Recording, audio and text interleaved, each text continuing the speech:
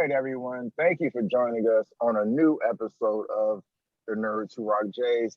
I'm your host, LK the God, the Deity, the Mogul. I'm here with some very, very exquisite, special friends of mine. But first, before I get to my calls, I'd like to thank everybody for subscribing on YouTube, subscribing everywhere podcasts are available, where people listen to stuff with their ears and their hearts.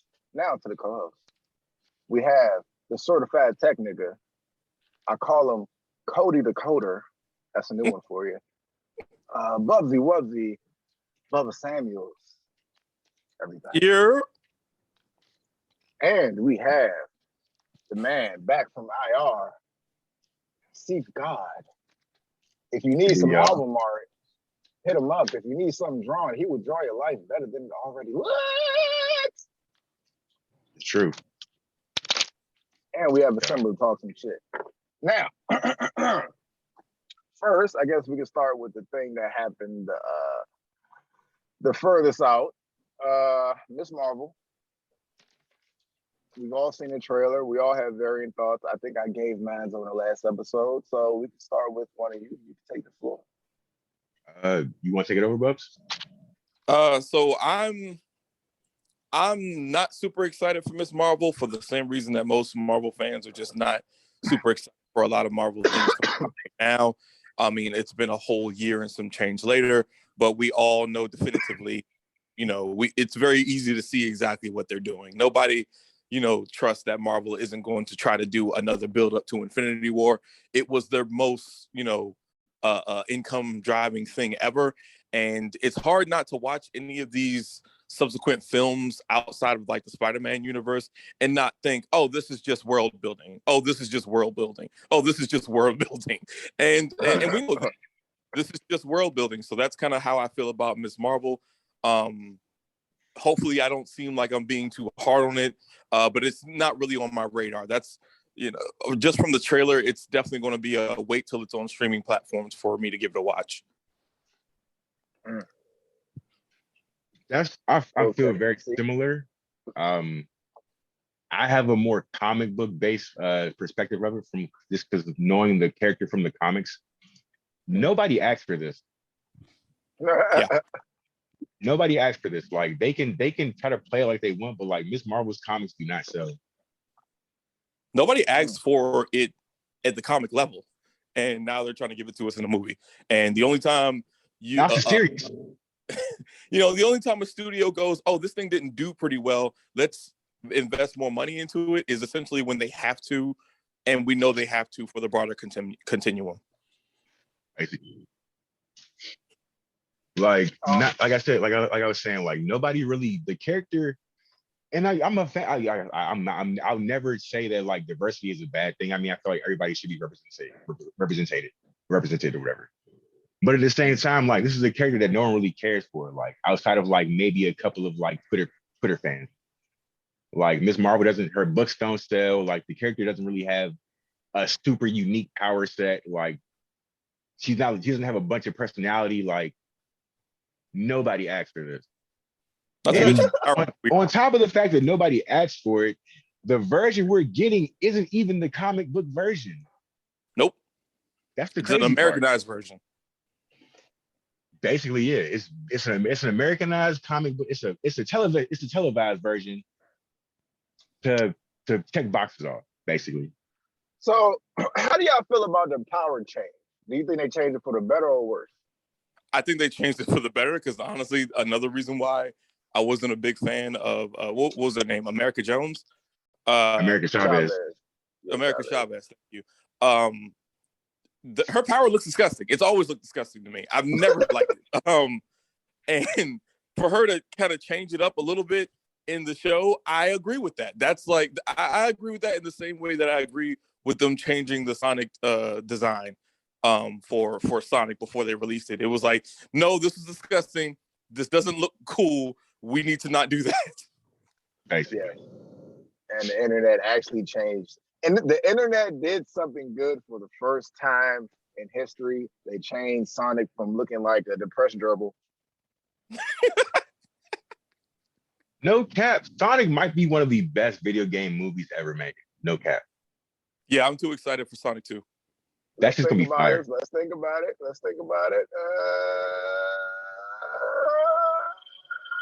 I can see that.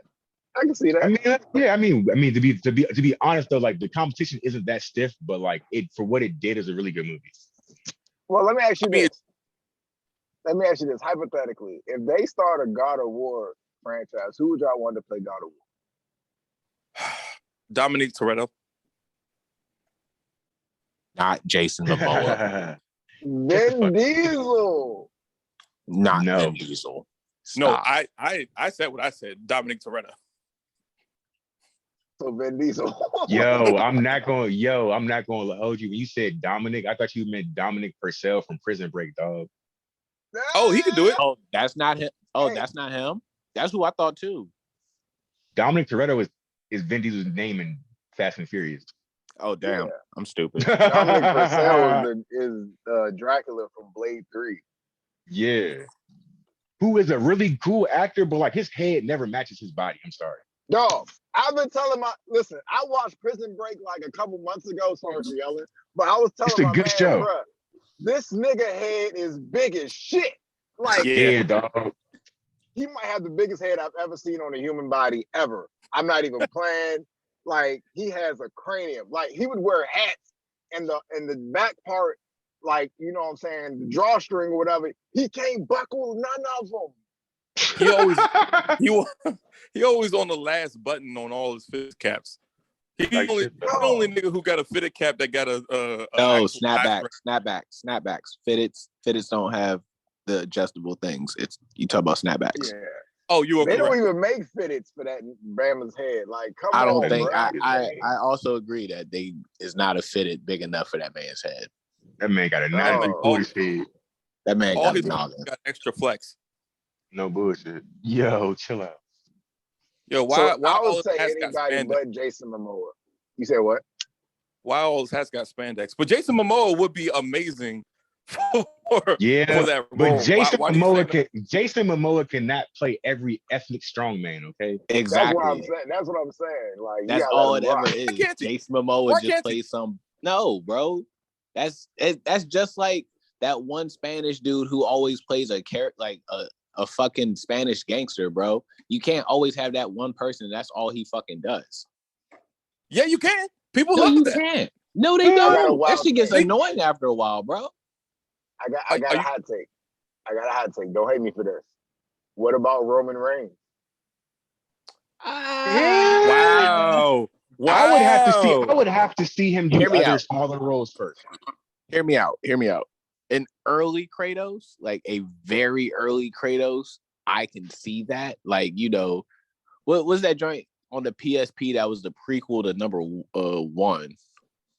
And he was like, he wasn't like swole like he wasn't like God of War 3, but like he's a little bit narrower. Like I could see that for a younger joint, but like for someone older, I gotta think. Shit, put Liam Neeson in the gym. Fuck it. Jesus Christ. Liam Neeson? Put him back in the gym. What the fuck is wrong with you? It has to be a franchise, see? If it can't be him, he's about to die. Sorry. Honestly, fuck it, Tom Hardy.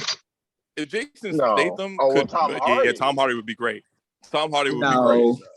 No, just because he played Bane does not mean he can play. No, Tom Hardy's you are literally using all the logic in which a character could play this character and saying that wouldn't be the reason they could play that character. Bubba, can we agree that you don't have to be a good actor to play Kratos?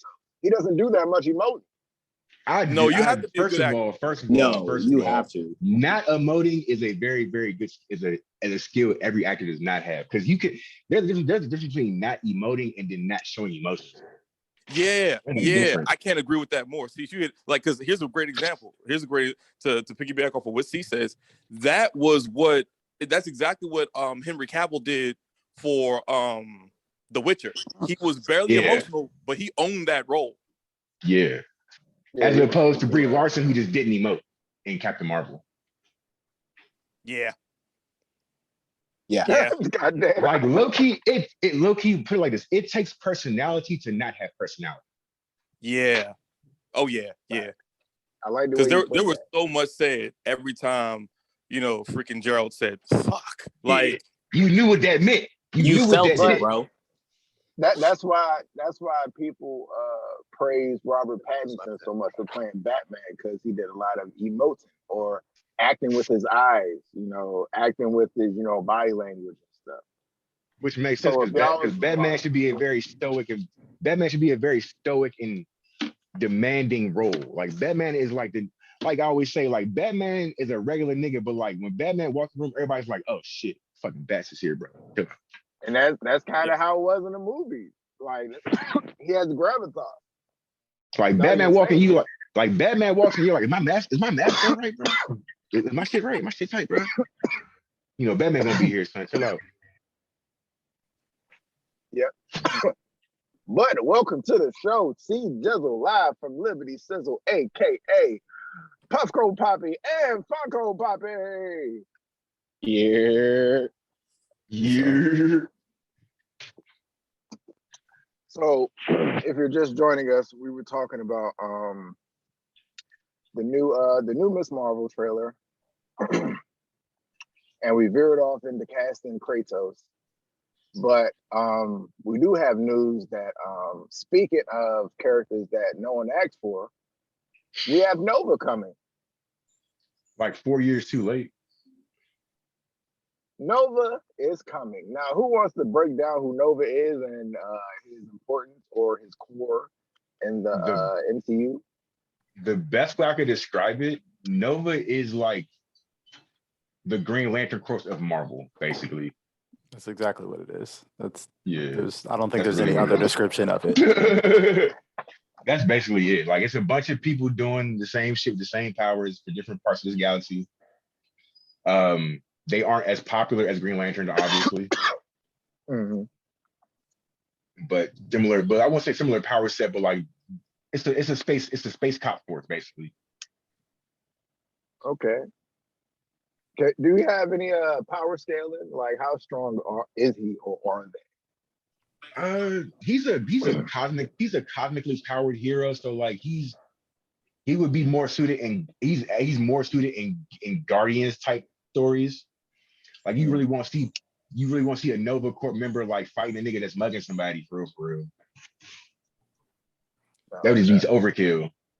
But like he's fairly strong compared to like some of the Earth-based heroes, but he's like mid-tier cosmic depending on which variation you have of him or them, because it's more than just men and women and stuff like that. Because like I said, it's a space force. Mm-hmm. Okay. CJ. Yo. If you were in charge of casting, who would you cast as Kratos to lead the God of War franchise? Yeah. I don't know, man. I've never thought of that before. I'm not the biggest God of War person, but like, I mean, somebody. I don't have anybody that's Jason Momoa. Yeah, I think that'd be an obvious choice. I was kind of thinking that. Which is why it shouldn't be the choice. Y'all are just haters. He can't be everybody, man. He can't be everybody. No, but dog, I'm saying I've seen Jason Momoa play the same fucking character since Stargate, and I've enjoyed it every single time. I can see that, but I think he reached his head at fucking Aquaman. That's basically like that's been his whole shtick since he got in the game. I would appreciate him doing what he's saying. I would appreciate him doing something different, and that would work. But like, I'm not mad at him doing what's good for him. But CJ, did you think of somebody? Nah. I was yeah. I think he could work, but like I said, I don't know if that's going to be part of the typecast thing, wherever they just need like buff dude with beard, they just call him for every role. Like I said, he cannot play every ethnic strongman. Okay, bro. All right, what do we have next? Let's start with Bubba. Let's talk about your Jujutsu Kaisen dissertation. Then we're going to get into KB or Funko Pop Poppy talking about God of High School. So at first I was not a big fan of Jujutsu Kaisen, primarily because when somebody says, "Oh, it's a new shonen," I'm kind of all shonen out. I don't know why people are calling this shonen, it is not shonen in any way, shape, or form. At least not by the definitive, like, this is for kids sense, because this show ain't for kids. Like, the most I would say in regards to like the kids department is like the earliest anybody should be watching this is maybe like 15 or 16, because niggas are getting fucked up in multiple different ways. Honestly, like from episode 1 to 12, I would say I was not that entertained. But I can't hold that against the show. I'm not going to do that just because like everyone needs a synopsis, and I was only not entertained because I've seen shonen synopsises so many goddamn times, it's ridiculous. So that I will say is on me. That was why I wasn't really into that. But you know, everything from like 16 to the end for a first season, you know, butt clenched. A lot of that stuff was really cool. I love they're you know, going into the powers. I love the pseudoscience of the powers. I think they say the word curse a little bit too much. But you know, there's a lot of very, very good developments in the show. I think the character building is top notch. It's definitely a very new show, and they kind of show that of like, hey, we've learned from the mistakes of past anime, and we're going to make you focus on the things that matter, not on these tiny little moments like Hinata walking through the flowers and going, oh, that flower is beautiful, just like Naruto. No, there's no moments like that in this show. This show is very focused. It's only showing you what it needs to show you, and it's doing that in a very intelligent way. So, you know, a lot of I find it's one of the few shows that I'm like, oh wow, I kind of love every single character here. Like that's very rare. Like I don't really like every character, but like I don't even know if I can say who's my favorite. But honestly, what would be at the top would definitely easily be Toto. And I don't want to say any spoilers. But I will say one of the reasons why I love Toto is because of his mindset, the way he thinks about, you know, fights, and how he's always still there to educate, and he sees potential in people. And Mr. Salaryman, I can never remember his name, but there's just something that I can really relate to when my man said, look, man, I know you're a special grade curse here, but it's 30 minutes to 6, so this is gonna end either way. Oh like, yeah, Nanami. Yeah. Nanami, yeah, he is easily my top favorite character just from enjoyment. Like every time he's on the screen, it's, you know, for me, everyone's in love with Gojo. I'm in love with that guy. If I were to bring up any flaws, you know, it would definitely be too much focus on Gojo. Obviously, like, you know, you don't need to watch the show. It's not a spoiler if I say like this dude is crazy powerful. And they kind of plan everything around him as they should. I mean, his power is scientifically realistic. Like somebody who can control space time. Like, what do you do against that? Goddamn thing. So hear me out. The show, yes, this first little few episodes and possibly going into like the beginning of season 2 is probably going to be like showcasing Gojo, but on some real stuff, you get some mad character development. Because I'm caught up in the manga right now, and there's going to be some mad character development, and you're going to be like, what the actual fuck? Like, yeah, like the story gets so much better actually from where it is in the anime. Yeah, I've caught up recently, like last week on the manga too, and I'm the same way. I was like, yeah, this actually gets way better. I can't wait for like season 3 of Jujutsu Kaisen or something like that, or 4. Like that shit is gonna be like god tier. Like they just warming up, like from where they are in the story. You think Itadori is kind of like, you know, mid right now, bro? He goes crazy. Toto goes crazy. Like, bro, like the fights get better, and I can't wait to see some of these fights animated, bro. And they do a smart job with the Gojo situation as well, like him being overpowered. I think this is the best use because this is a trope in anime where they have characters like this. But like, I think this is the best use of an overpowered character in an anime. Like I said, the way he's not he's sprinkled in the story, but he's not like solving every problem. It's not all about him. It's more of like the villains have to work around him because he's so strong, which is clever. So it's like it gives the villains is like, yeah, we got an evil plan, but like we can't do it while he's here because like fuck. And like it's like so it's challenging the fact that he's not omnipotent. Like, yeah, there's somebody this strong, but he can't be everywhere at once. So yeah, they play with that a lot. It's very League of Villains, and like his overpoweredness is something that I'm not a fan of. But like you said, I like the way that they're dealing with it because like they don't just go, oh, he just solved the situation. They plan around him, and because of that, it shows someone smartly writing this story to go, okay, well, what do we do about an overpowered person? We don't just let them come in and clean everything up. Goku style. Like, no, we gotta figure something out there, and I really enjoyed that. All right. But overall, I'm also gonna the check it out. movie was amazing. The movie was amazing. If you haven't seen the movie, definitely go see that movie. I had low expectations of this movie, like I do with most anime movies, but it actually is a part of the main continuum, which is amazing. That's it's not a normal. completely canon. Yeah. I can't stand when movies aren't canon. Like I don't like that. I feel like I wasted my time. But this one That's how I is feel. part of Dragon it. Ball Z has entered the chat. Yeah. Like most anime movies, like 90% of them are just dope ass filler. And like this Yeah. is actually like Jujutsu Kaisen 0 was the prequel to Jujutsu Kaisen. Like it was written before Jujutsu Kaisen as like the pitch to Jujutsu Kaisen. So it actually it's very clever. Like me and Hook talked about this when we were on our last sit down, but like it actually works for someone who's never seen Jujutsu Kaisen before and you just want to see some dope anime shit. But it also works if you're a big fan of Jujutsu Kaisen. It gives you a lot of backstory and character development for side characters that aren't Itadori, basically.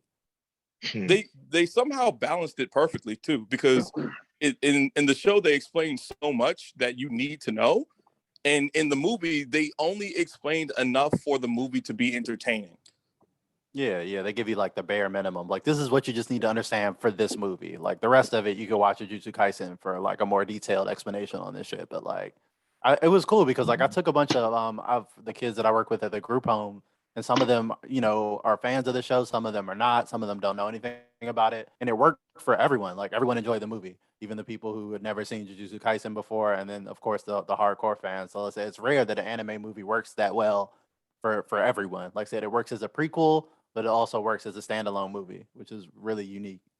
And I have one hot take about the movie to end my Jujutsu Kaisen recommendation. If anyone hasn't been watching it, I was on the fence about it. I'm a believer, but the Jujutsu Kaisen 0 was a romance tragedy. Oh yeah, and it continues in the actual manga. Like right now, we're on Yuta's character. Yeah, Yuta's gonna come back in the manga, so yeah, that's another thing that makes this movie so brilliant because Yuta is not just this one-off character you're never gonna see again. He's actually very important to the story of Jujutsu Kaisen going forward. He's super fucking important, bro.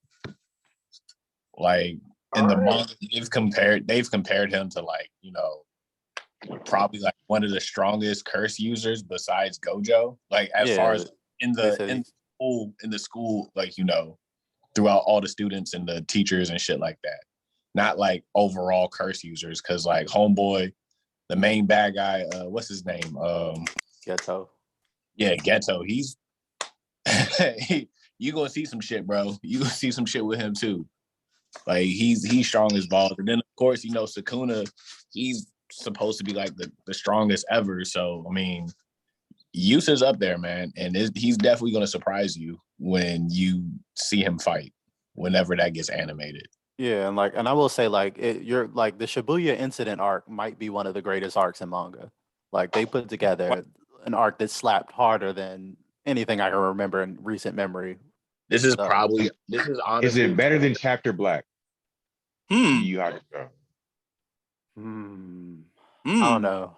It's I don't know. up there. I might have recency bias, but like Shibuya arc incident was like a masterpiece. That they could run a full season. That could probably be like season 3 of Jujutsu Kaisen, like all of it, because it's long as fuck. But it's so much happens, and it's such a impactful arc where like you're just not used to like shit happening like that in shonen. Like main character dead, like dead son. Then something else crazy happens. So many plot twists happen in that one arc. The Gojo stuff, like it's so much. I'm not getting into spoilers, but Shibuya incident arc, that just be on the lookout for that, because that shit is going to. You know how it was going crazy over this new Demon Slayer arc that just popped? The Red Light District or Entertainment arc or whatever. Take like multiply it by like 20, and then dope ass like the fight. Honestly, every fight in that joint is hella wild and important. Like they have stakes, like real stakes, like heavy stakes. Man, this is one thing I will say about Jujutsu Kaisen that I've seen that I haven't seen in a lot of other shows, and what also makes it very unique is like character development is always spot on. Like every goofy ass character that you see is that way for a reason. Like I love the panda, I love Mekamaru, I love Mai and her sister. Like even the chick with the broom, who's like, she has a legitimate, like that's what makes characters her with not, some Mafia motivation. supremacy. You said her what not now? really. I said her not really. She's just there. Honestly, she doesn't really get any character development as of right now. Yeah, Well, no, but I mean when they have good motivation. Like the episode that I just saw was, her fighting I can't remember her name either, Nail Girl. And essentially she was like, hey man, don't come at my homie. You don't know what they've gone through. I haven't seen that in anime for a while. Yeah, that was Like, good. that conversation is And good enough. that's how far she progresses through it, because she'll do that like I think like once more. I think it's in the Shibuya arc. It might be. CJ, you ever? For which part would you say? The witch girl, where she does that same like, hey, you don't know what my people been through. Like, I'm gonna fight for my folks. Yeah, she shows up a couple more times, but yeah, she's not a real major character in the story. She doesn't get too much, but like, yeah, she's more of a supporting character from Mai and Maki's story. I just love when characters make sense. You know what I mean? Like when it's not just like, hey, don't talk about my friend. It's more like, yo, I've been there to see them suffer in these moments, and that touched my heart. Now I'm about to give you these hands. Like it's crazy different when it's presented that way. Not to mention, Jujutsu Kaisen is unique in the sense that it is maybe a really good mix of seinen and shonen, because I can't really call it either one. All right. All right. Funko Poppy, let's talk God of High School. Oh man, God of High School. So they've announced season 2, I believe. They're starting on that, but I don't know, man. I don't know how far I can go into this, because where we're at is probably like, this is, if God of High School got an anime up to where they're at in the manga right now, I mean, the webtoon right now, this would probably be like season like 6. Like we're really far into God of High School. Oh yeah, God of High School is like long as fuck. Like it's long for no reason, and like right now, so this is apparently the final arc. I mean, the everything's going to be done after this, and we're about 4 or 5 chapters in, and so far the fighting has definitely heated up between your man Mori Jin and their god level threat. I'm not going to like spoil any names or anything, but if you do want to know, you should definitely take the time out and read the 500 plus chapter webtoon. So, I mean, like I said, there's not really much to go on it because I don't want to spoil anything. The fights are incredible. Like, it's not your typical manga where you're reading, like when you're reading through and everything's black and white, blah, blah, blah. Like, bro, every panel is colored. And so you guys definitely need to go check out the webtoon for that. Like I said, I've read a couple chapters. I fuck with God of High School. Where season 2 will pick up is probably like, I want to say like chapter 100, like 19 or something like that. It's like between 115 and 125 is where season 2 is going to start off. So if you don't want to read that whole first season, that's how you can skip up to it. But yeah, definitely take the time out. There's a whole time skip, just like any, anime or manga. So the development isn't terrible, but the power scaling is ridiculous. Just for that universe, it's wild, and you'll get to explore more in depth with what are their powers called again? Their little spirits. You know what I'm talking about? Steve? No, you're not there. I don't know what they're called. That. My fault. I forgot what it's called. But I haven't read God of High School in like a couple months. You fucking up. Leave me outside. It's all good. It's all good. I'm at my old apartment right now cleaning up. There's no Wi-Fi, so I can't like look it up on my phone. I can only I'll look it do up. this call. I'll look it up. It's all good. It's all good. But yeah, man, that's God of High School. So like I said, take the time out. Check it out. I'm gonna figure it for you. 500 chapters. All right, let's close out with I was hungry. a conversation that Bugsy, me, you, and Steve had before we started. We were talking about Neon Genesis. Oh, I thought you were going to bring up the other thing. I was about to. Yeah. What were you saying, Cease? Because I think I was replying to what you were saying. Oh yeah, I was saying that like basically we got FLCL because Evangelion was such a mindfuck for the creative team that they needed to decompress, Oh which is why yeah, a lot. FLCL was so goofy and like kind of non-linear. Where like Cully. Yeah, a lot. they're both very linear stories, but like where like Fully Cully is very nonsensical. Evangelion is like very like we need to watch all of these episodes in this order and know this type of backstory to understand what the fuck is going on. Yeah, Whereas FLC is like you can kind of like you can jump into it, but you should probably watch it from the beginning just so you a get the lot. context of everything. A lot of people don't realize that Is it Fully is it Cool. called Cherry Oaks? Yeah, that's what it's called. Cherry Oaks. Cherry Oaks. Is that how you pronounce it? Oh, I the don't power. know. I don't think, but yeah, that's yeah, they're little spirits. All right, sorry to interrupt. Go ahead. A lot of people don't realize that Fully Cooley was essentially born out of the frustration of an anime studio. Because like if people don't know the history of like Evangelion, the writer did not, Death Note this thing. He did not tighten this thing. He was really making up a bunch of shit as he was going along, really kind of just building the world and then saying shit happened in it. And due to that, towards the end of Evangelion, if anyone watched the original, noticed that the last 3 or so episodes just had ridiculously lowered like animation production in it. Like we're talking about like whole conversations with people standing there.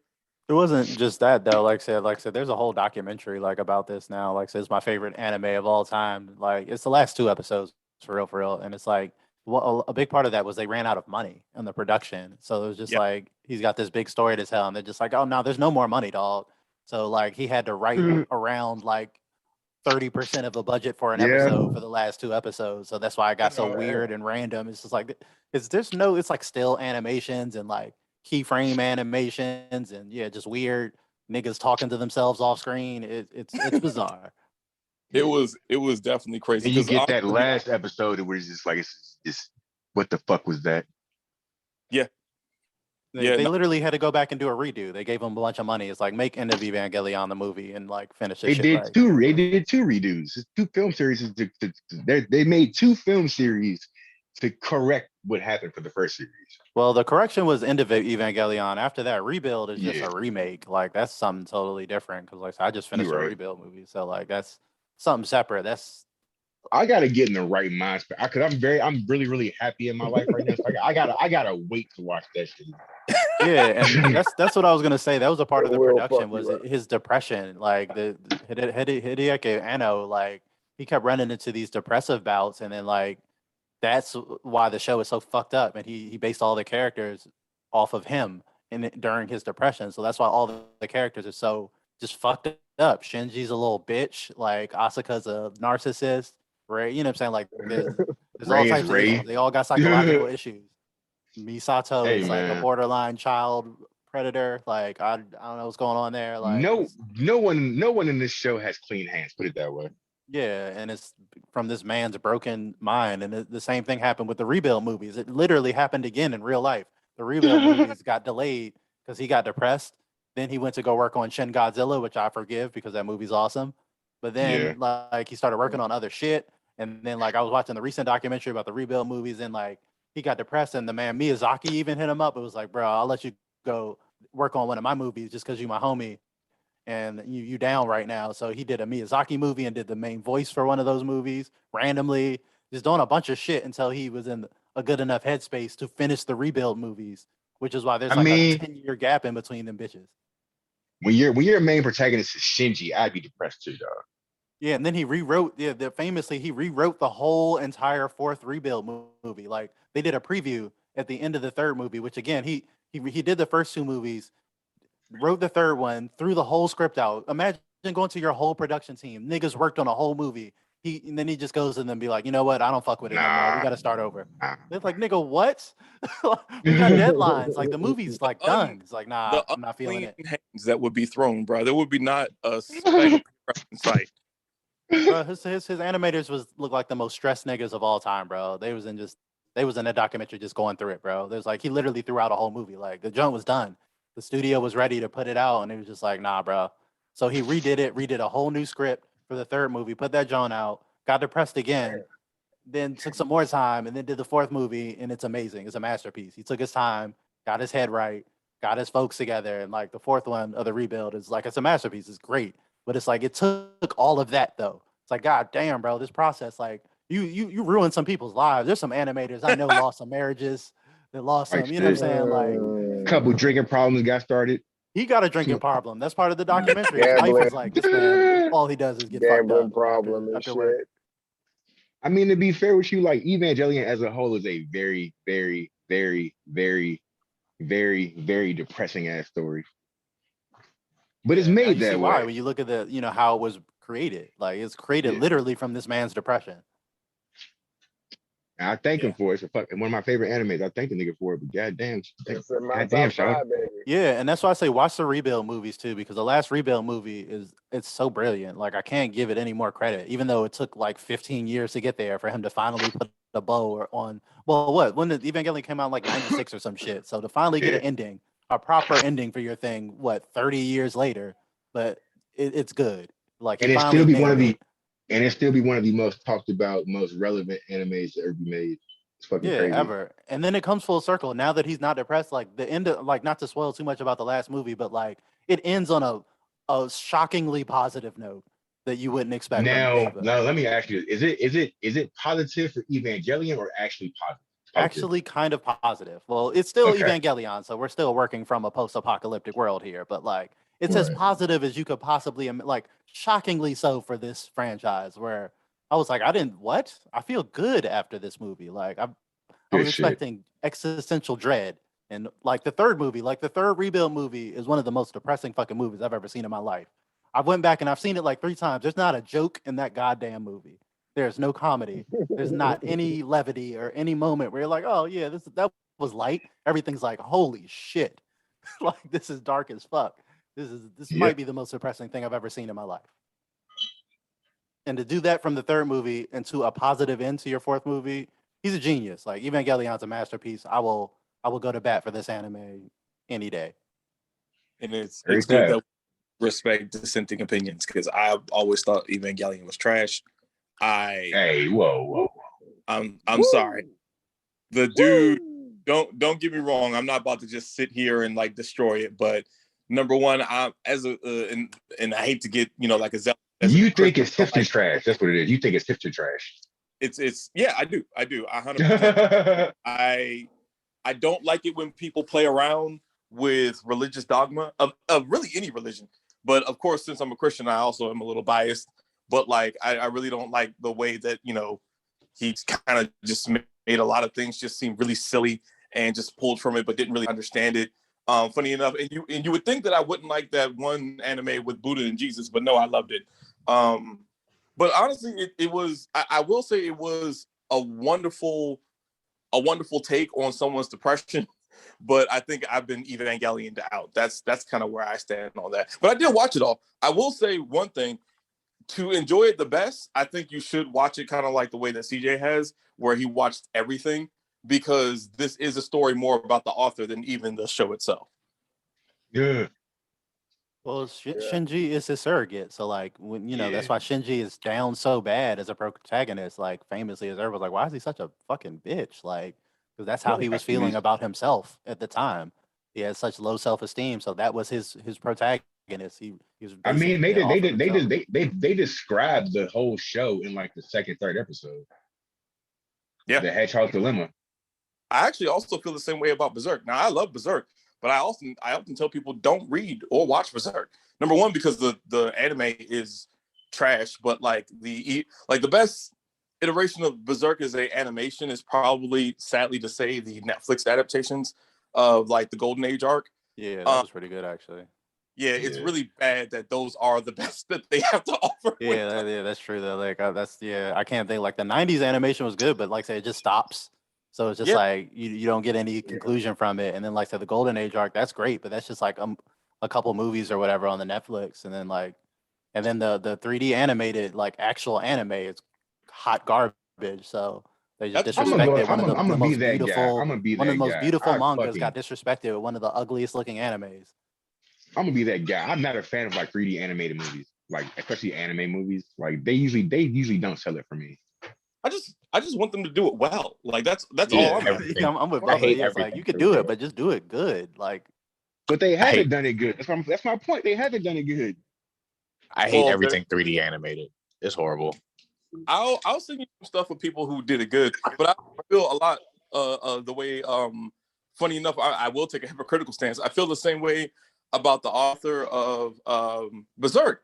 Like Kentaro Miura is, I don't know if I'm saying his name. I think I'm butchering it, but the states that man was in when he was writing Berserk, I'm pretty sure depression killed him. Like that's how he died. Like from being that depressed and that like mangled one from one psyche. And you know, it's very sad. It's definitely a tragedy, but like reading what he made was something that like I never felt good, but I always felt like fulfilled reading that stuff. So I can always respect the Evangelion crowd. That's one thing I can say. Like me personally, I've never been a fan of it, but I can respect someone who can see like the deepness of it. Like those, I'm not gonna lie, the Evangelion guys, it's the best because of mechs. I'm like, no, get out of my house. That is not why Evangelion is good. Yeah, it's like, I don't think anyone has ever said that. Like it's about the mechs. Like the mechs are a very small part about Evangelion. Like I've met a few. I mean, I like the design of the mechs. I think are cool, but like they're not a huge part. Like they don't really get into like the specs of the mechs. It's not really about the mech fighting. Like that's not why the majority of Evangelion fans are Evangelion fans. I be forgetting that Evangelion is technically a mech anime for real. I will say one thing though: the mech fights in Evangelion have definitely been some of the best mech fights I've seen in the anime. Mainly because they fight like humans. Yeah, because they're barely mechs. Like they're not really mechs. Like it's like you're fighting an angels versus angels, basically cyborg angels. It's organic versus cyber organic, basically. Yeah, so it's like, I mean, that's why it's so visceral. You know what I'm saying? It doesn't feel like just robots getting blown apart. It's flesh and, you know, organic materials also getting ripped up with them bolts and nuts. You know what I'm saying? That's why I suggest everybody to start watching Raised by Wolves on HBO Max. I should get paid for promoting this show so goddamn much. All right. Quick question. Has anyone seen that anime on Crunchyroll? It's like the something of the king. It's something about a king, and it's a little choosing of kings. Ranking of kings. Yeah, rankings of kings. I keep hearing really good things about that, Jane. So hear me out. It's good. So hear me out. It's good. It's really it. So the only real annoying thing is just the main character, because he's deaf and he can't talk, and so he just makes these just ugly ass noises the entire show. But okay, I think he's annoying as fuck. I'm sorry, I cannot. I tried to watch it in full, but like I got to take breaks from it because I can't. But hey, everything else is really square on. Like that joint is really good. So you know how everyone used to bitch about Asta in the beginning of Black Clover? That's what I'm feeling right now. Because Asta's but worse. That's impossible. You said Asta was insufferable for a while. You said what? The Asta was insufferable for a while. I think I was just like, well, it's just the show around him for us to not care. In the beginning, he was insufferable. Yeah, but literally just him yelling. Now it's him yelling with cool shit happening. Yeah. That's why I really didn't get into Black Clover at first, because I was like, this is just Naruto, but like more annoying. Naruto, but more annoying. Because Naruto, for all he becomes as a character, is fucking insufferable for like a lot of that fucking show. It really And is. it'd be like I could understand this if you were like actually like controlling your powers and really dog and shit, but you not. You getting lucky, bro. And you still fucking annoying. For everything that Naruto has gone through, like, you know, as us the watcher with like, you know, all that Date Bayo and the screaming and all that and shit, just for him to only become the Hokage of his village and not like, you know, like some like dope ass ruler of like the entire like continent or something. Like, bro, that's it. Kind of megalomaniac. That man said what he wanted to do. Nah, bro. This man had Megalomaniac. the power. This man had Called the him a power of megalomaniac. God, and now he's just over here getting washed by like fucking villains, He bro. And I wasted his understand. potential. And I understand the show is called Boruto and not Naruto. But at the same time, bro, you can't just have him like get washed like that, dog. He's fighting space aliens. No. No. He's still better mastery of the power that he even thought he proceeded over. Like, what do you want from this man? So then how? So if Naruto can't beat him, that means what? I don't know The what power of friendship is going to be used. Fuck no. Boy, fuck you. The power of man. friendship.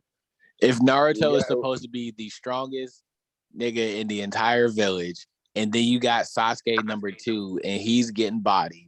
Also. Oh my god. I'm only mad. All if right, he- so like let's talk about it. Sasuke is low-key a terrible character. He is. He is Yeah. 100% a terrible character. From the first episode to the most He's a recent bitch. chapter in Boruto, he is a bitch. He's a whole bitch. He's a whole bitch, and people love him because he's a bitch, which is crazy to me. Well, remember, Sasuke came out in a time where like emo and punk rock was on the rise. Like that's the only, like every people keep forgetting. Like, yo, he came out at a time when I remember Yeah, the it's the early edgelord, the 2000s, edgelord phase, guys. the edgelord phase. Hey, Emo-Ninja, man. Of course he's gonna have, you know what I'm saying? Yeah, You But had there that are other, fan base. but there are cooler emo ninjas in his own fucking show. they did. Did they have his hair? Fucking Kakashi is an emo ninja, and he's 10 times better than fucking Sasuke. He didn't have the hair. That's a fact. He didn't have what? Well, He didn't have the hair. His hair is. But you honestly love one of the worst. Gojo. But you love Gojo. Me? No, I hate Gojo. I 100% hate Gojo. I mean, hair color wise. I mean, hair. It's the same shit. Oh, I see what you're saying. I see what you're saying. Yeah. But well, people love Kakashi too, just not as much as Sasuke. yeah, that's Because a no fact. one- Because Yeah. teenage girls don't want to bang Sasuke. That's why. Oh my Oh, god. Jesus. Oh my god, everybody. We have Hey man, look, shipping. Listen, dog. Shipping and the power of friendship have been ruining anime quietly for years, and we all know this. I will say to my hair argument, you know who the second most popular Uchiha was? Itachi. He had the hair. Yeah, But Itachi was actually a dope emo ninja. yeah. Itachi made sense. Exactly. Sasuke was just the bitch rival. Emo-Ninja. That's the title of today's episode. Shitty Vegeta, Emo-Ninja. basically. Shitty Vegeta. I'm just Shitty waiting Vegeta. for Don't you dare. shittier Vegeta. A shittier Vegeta. Because Vegeta actually Vegeta made sense. Okay, Yeah, that- Vegeta I made like sense. that analogy. I like that analogy. yeah. made 100% sense. I'm just waiting for the day that Naruto finally just goes like, "Give me your chakra," and he like throws us Rasengan like Goku, like that. You know, I'm just waiting. What are you talking about? He does that A all the time. spirit Sharingan? You mean a spirit Sharingan? I haven't even seen that. I'm not even up on Boruto. I don't watch that. I tried to watch it. It's cool. Boruto's cool, but like, I get why people don't watch the show. He is kind of annoying, and it's like I get it, but like, no. It's like It's they episode just said. 5. It's just like they said, "Hey, let's make Naruto again." And I'm just like, bro, like your son, But bad. but let's yeah, make but sure it bad. sucks. It is like his son could have been so much cooler. Like he didn't have to be like as obnoxiously annoying as fucking Naruto, bro. Like, why couldn't he been like Neji? I immediately like despise Boruto 1 just because like I read it at first and like it was cool when they just did it as a one-off novel, like a one shot when they just did the tune-in exam stuff and they just ended it like the movie. Like if Boruto the movie just was by itself, that shit would be cool. Like a little glimpse into the future, a little stuff, and like to make it a whole series was just a cash grab. And it's clear that this is a soulless attempt to just continue to monetize the brand of Naruto. It's because his other series wasn't doing that well.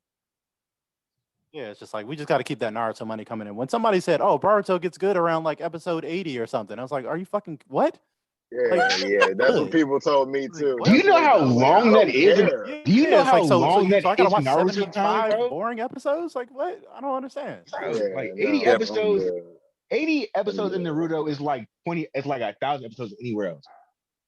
All that filler shit. That's a lot of time. Like when you don't have enough time to like watch these episodes back to back and whatnot. Like when you have work, you know what I mean? Like it's like business. Yeah, I immediately was just like, oh yeah, I'm not doing that. Yeah. Like the fact that they wanted you to watch this show week to week and you gonna catch this motherfucker 1 week, all they doing is drawing flowers and picking flowers and shit. And you gotta wait till next week to see what they're doing. It's probably something that's not gonna be dope either. Yeah, this is the era of the seasonal shonen now. Like this old weekly, an episode every week, all year round, but the episodes have to be like bullshit just because you have to get them out is done. Like now we have shows like Jujutsu Kaisen and My Hero Academia and stuff like that, where you can see like you could do a shonen story, but just break it up. I'd rather wait and get 24 or 25 really high quality episodes, no filler, than get bullshit ass episodes every week. You got heat every week.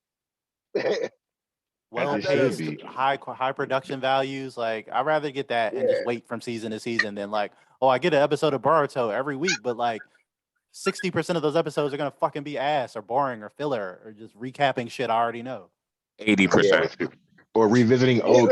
What's this character doing now? I don't give a fuck. I don't give a fuck. Yeah, all right, guys. Boruto might be the last of that era of show because like that shit is dead. This Dragon Ball Z model, the old school shonen model of like my show has like a gajillion episode. One Piece even still, but like I mean people still into One Piece. I'm not saying these shows are bad, but like just that model of being overwhelming amount of episodes. Hey man, I attribute that to like the European model of television and the Netflix model of television, which I like a lot. Hey CJ. Yeah. Close us out with Chronic Comics, please. Last week we got the end of our big Wolverine epic, quote unquote epic. It was pretty mid. I ain't gonna fake. The X Lives of Wolverine, X Deaths of Wolverine were two pretty mid ass Wolverine stories. I could probably sum up like the what was hyped up to be the greatest Wolverine story ever told is basically just him fighting Omega Red, kills Omega Red. That's X Lives of Wolverine. That's pretty much the whole.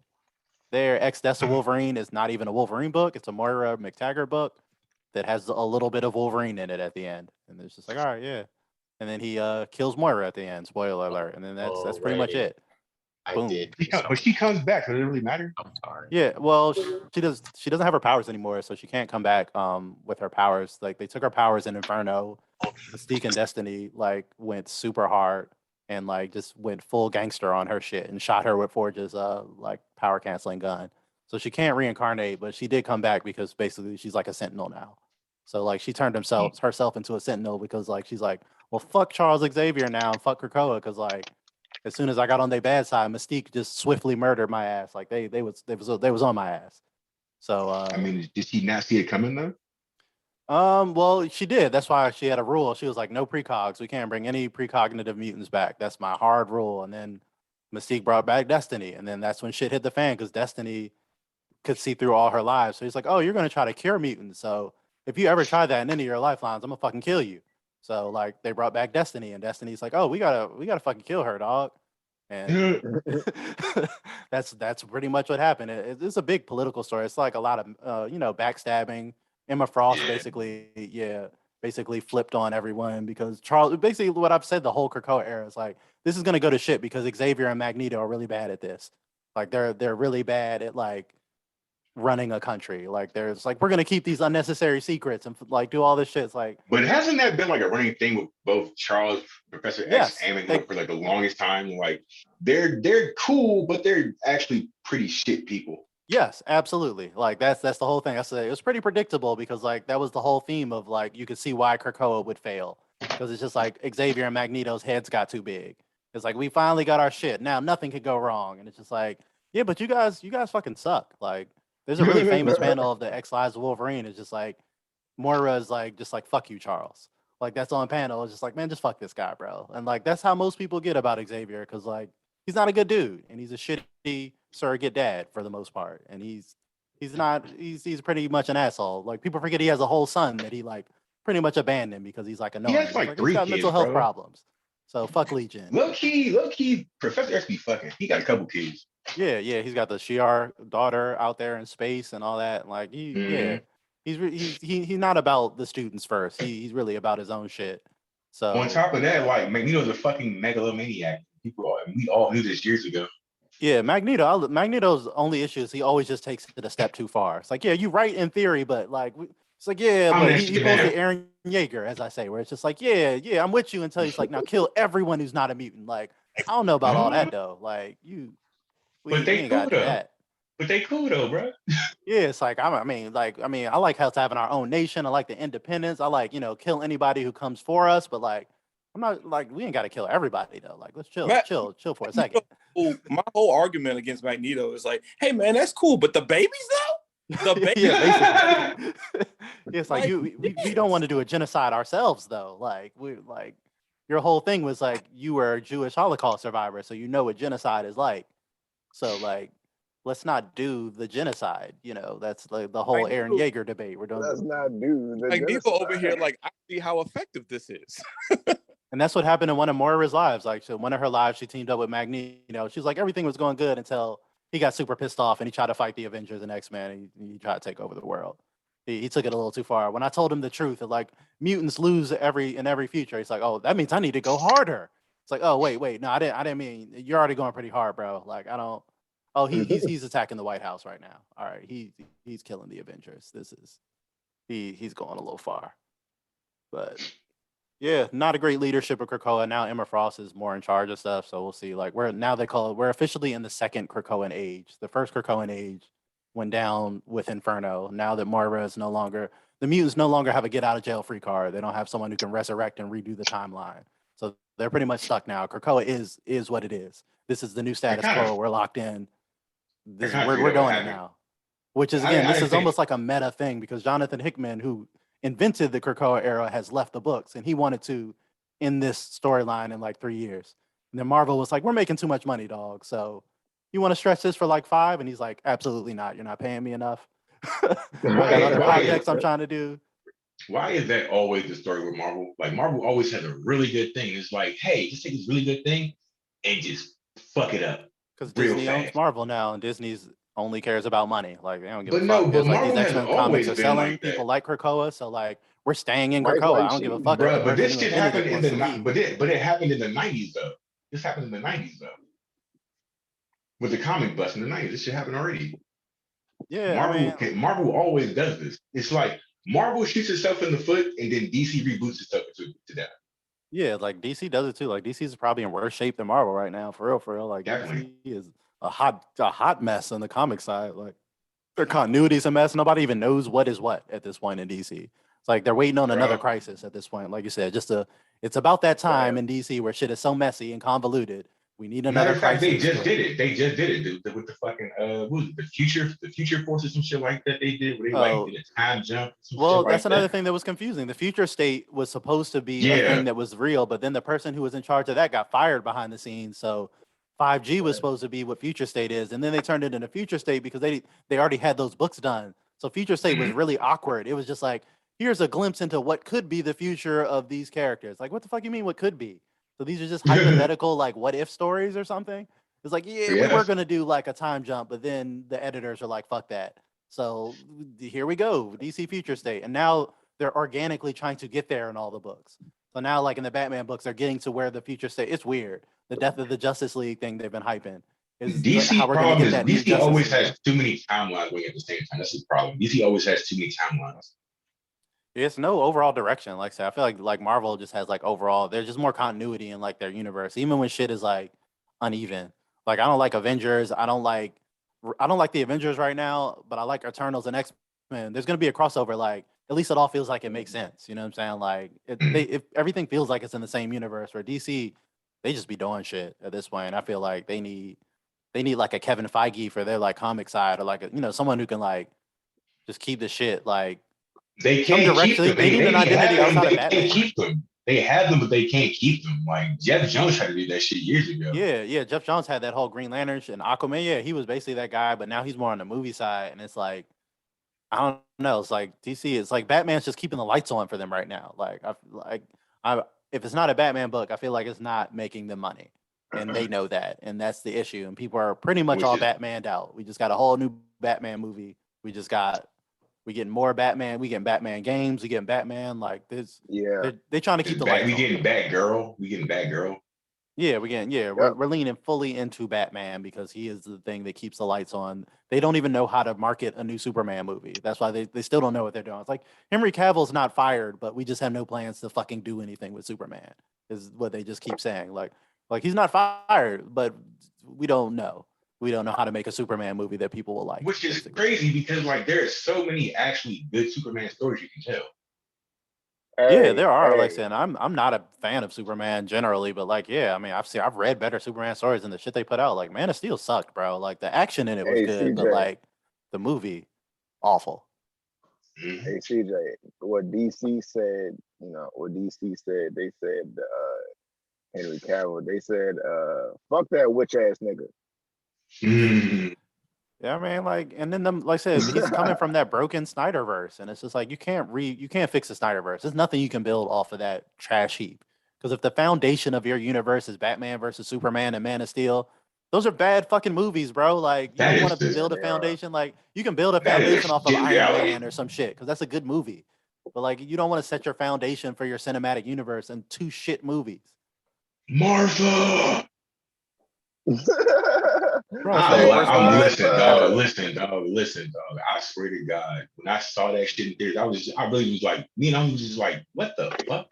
I almost left, bro. I almost walked out of the theater. Just like leave the rest of my money. I don't even want. I guess I got to see how this ends, but like my review was already at like a 2 out of 10 at that point.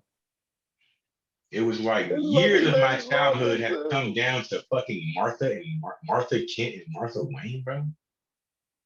I waited my childhood for this bullshit. Yeah, it's like just a coincidence of their mom's names. Why did you say their name? Like, what? How do you even know? Like, first of all, my biggest beef to this is like when you're referring to your own mother, who talks about their mother by their first name? Like, I need you to save Deborah. Who the fuck is that? Like, what? Like, I would be like, I need you to save my mom. So it like makes sense. Like, oh, that's your mom. You don't just say a random ass name. I need you to save Martha. Who the fuck is Martha? Like, not even that. Think about this. If I'm fighting a fucking superpowered alien, he says, save my mom. I'm thinking, there's more of you? Hold up, cuz. Hold up. We gotta kill all y'all niggas. Y'all gotta go. Well, the whole thing was hilarious. The whole movie could have been avoided if they just had a conversation. So it's like, yeah, at least if you guys had just talked if you guys had a 10-minute conversation, you guys could have just immediately beat the shit out of Lex Luthor and been done with it. Yeah, that plan was way too elaborate to work. Like, I'm gonna turn them against each other. It's like, so you just banked that they wouldn't have a normal conversation and be like, hey, what's going on, bro? Like, what's happening? Like a 5-minute sit down would have solved the whole movie, but instead it's just like he's an alien, so I gotta fucking kill him. Cause he's like, what? Yeah. If there's 0% chance of 1% that he could be if there's even a 1% chance that he might be evil, we got to kill him without a discussion. Like, you sure you don't want to ask him first? If he seems like he's been doing good shit. Hasn't he been Batman is way smarter than that anyway. We all know Batman is like way smarter than that. He would have figured out how to use Superman to his advantage. He would just outright kill him.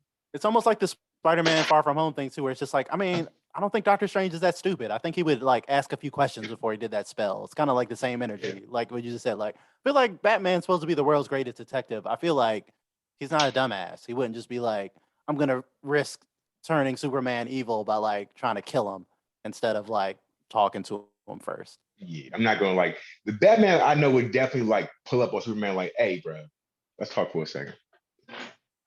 Let me holler at you right quick. The thing that I hated the most about that movie was before Batman decided to go fight a Kryptonian for the first time, he decided to work out. Get leg day in. flip that No tire. bullshit. To fight a god. You want to go work out? Him as My a issue god. is I do Go have a ahead. beef with these fights even being somewhat competitive. Because like Superman could literally just rip Batman in half and toss him into the stratosphere. which he low-key does in several books. Yeah, it's been done in some Elseworld shit too. Yeah, like I mean, we've seen it, but like people just underestimate the level of power that Superman has. Like yeah, I mean, like the fight would be instantly over. He could just like toss Bruce Wayne into the sun, and like, oh, we're done here. That guy was annoying. So what was I doing? Especially since Exactly. Superman and Batman are both murderers in this universe. Like they made them both murderers. Like Batman killed a bunch of people in BVS, like a ton of them on screen. I'm not gonna lie. Gunning That's people and that's like, not gonna lie. That's probably the best scene in Batman vs Superman. The fucking warehouse scene. That's probably the best scene. yeah, it's a great scene, but I'm just saying, like, that's how they characterize their Batman. It's like, no, he's hardcore into murder. It's not like incidental shit. Like he's got a boner for murder. Like he's on it. Yeah, it's not like Dark Knight. It's not like Dark Knight where it's like I don't have to save you. Yeah, it's like he's It's like not- actively, I'm gonna I am kill going you. to run your car over with the Batmobile and it's going to explode while you're in it. I'm going Bro, to. he put a nigga face through a floor.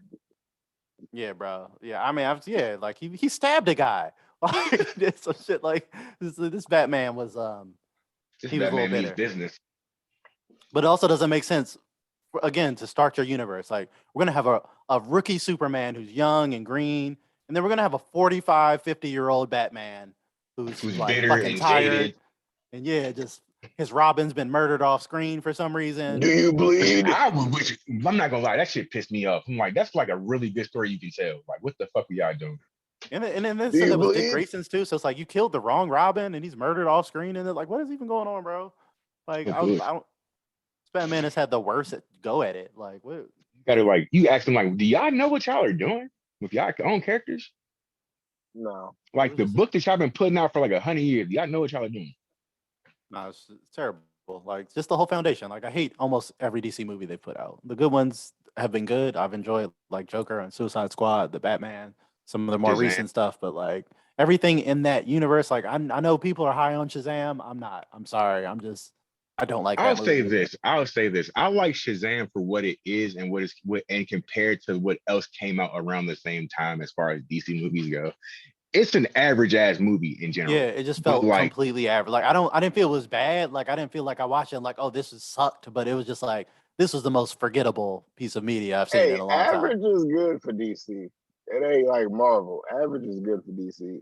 Unfortunately, no, it's not when you got Joker and fucking the Nolan trilogy. Fuck is not.